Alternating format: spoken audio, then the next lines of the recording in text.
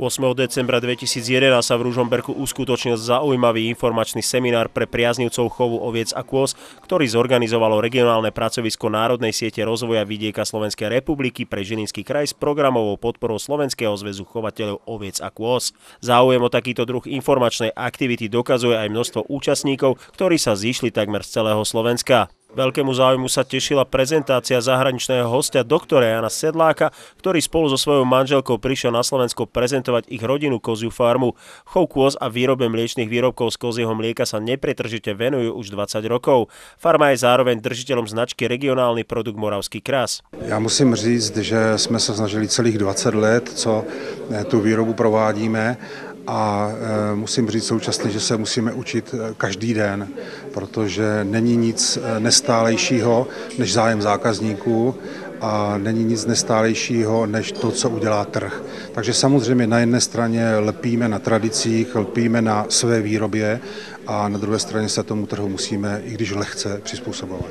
Farma rodiny Sedlákových patrí k jedným z mála podnikov, ktoré sa usilujú v maximálnej miere svoje produkty finalizovať do podoby mliečnych výrobkov. Nechtěli jsme dělat jenom surovinu, kterou budeme moct třeba špatně uplatňovat na trhu, takže jsme se rozhodli proto, že jdeme i do faremní mlékárny a samozřejmě kozy se nabízely, protože z historických reminiscencí vím, že v té oblasti, kde my žijeme, se kozy dřív vyskytovaly v velmi početných stádech, takže proto jsme se proto rozhodli. Ale ten hlavní důvod byl finalizovat výrobek do podoby konečného výrobku a ten nabídnout spotřebiteli.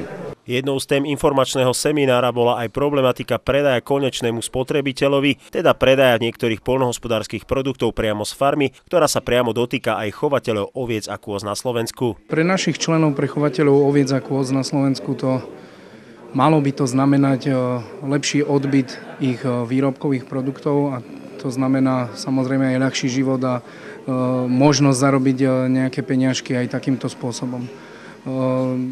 Našim cieľom, alebo všeobecne, keď cieľom chovu oviec a kôz na Slovensku malo by byť to, aby všetko, čo na Slovensku vyprodukujeme, na Slovensku aj spotrebujeme. Takže to by bol ideál, ak by sme sa dostali do takého štádia, že čo sa týka mlieka a takisto aj čo sa týka mäsa, aby sme tieto produkty nemuseli vyvážať, ale spotrebovali ich na Slovensku a tým vlastne zabezpečili aj obyvateľom Slovenska veľmi kvalitné potraviny pochádzajúce z chovu oviec a kôz. V súčasnosti asi na Slovensku klasifikuje väčší počet farmárov, ktorí chovajú ovce než kozy. Akú budúcnosť majú kozie farmy? Kozie farmy, takisto ako aj farmy oviec, myslím si, že budúcnosť a perspektíva aj na Slovensku je, pretože spotrebitelia prišli na to, aké kvalitné produkty môžu z týchto chovov dostať, aké kvalitné produkty, či už mliečne alebo mäsové sú k dispozícii, takže v posledných rokoch naozaj je badateľný zvýšený záujem o tieto produkty, takže mala by byť perspektíva aj pri chove oviec aj kôz.